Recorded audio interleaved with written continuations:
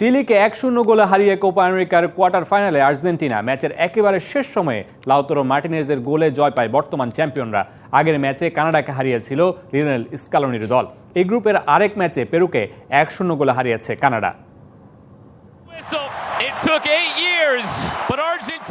Lionel মেসির অর্জনের পারদে আরও একটা পালক যুক্ত হওয়া থেকে মাত্র 3 স্টেপ দূরে দাঁড়িয়ে আর্জেন্টিনা, সেই সাথে নিজেদের টানা দ্বিতীয় কোপা আমেরিকার শিরোপা থেকেও। পথ এখনো অনেক বাকি, তবে এদিন কোয়ার্টার ফাইনালটা নিশ্চিত করে ফেলেছে আর্জেন্টিনা।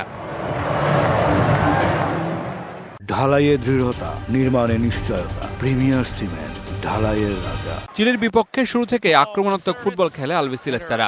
একের পর এক আক্রমণ করেও কাঙ্ক্ষিত গোলের দেখাটা পাচ্ছিল না তারা। সব আক্রমণ গিয়ে আটকে যাচ্ছিল চিলির গোলরক্ষক ব্রাভোর গ্লাভসে। প্রথমার্ধে গোলশূন্য শেষ হওয়ার পর দ্বিতীয়ার্ধ শেষ হচ্ছিল গোলশূন্য। ম্যাচ গড়াচ্ছিল ড্রয়ের দিকে, কিন্তু তখনও ম্যাচের ইতিকথা লেখা ছিল বাকি। 28 মিনিটে লিওনেল মেসির কর্নার কিক, জটলায় পাওয়া বল থেকে গোল করতে ভুল করেননি লাউতারো মার্টিনেজ। 1-0 গোলে এগিয়ে যায় বর্তমান চ্যাম্পিয়নরা। যদিও এই গোল নিয়ে কিছুক্ষণ ভিআরের সিদ্ধান্তের অপেক্ষায় থাকতে হয় দু দলকে। ভিআর থেকেও আসে গোলের সিদ্ধান্ত।